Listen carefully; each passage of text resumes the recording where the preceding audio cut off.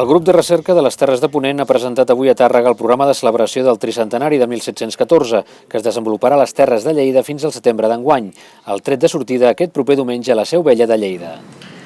Això neix, i això és important tenir-ho present, neix a partir d'una proposta, d'una publicació d'un llibre que ens fa el Josep Maria de Beca i Portella, de Cervera, en el qual ell ha trobat 333 documents notarials de l'arxiu de Cervera que parlen precisament de tots els aspectes de la guerra de successió a les Terres de Lleida.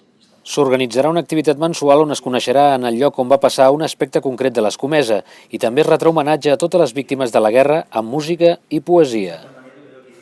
Jo faria relògics, molt important que activitats d'aquest tipus naixen del poble, naixen de la gent amateur i professionals i que aglutinin tant i que siguin tan capaços d'aglutinar. Des de la comissió organitzadora es demanarà la participació de tota la ciutadania en els diferents actes.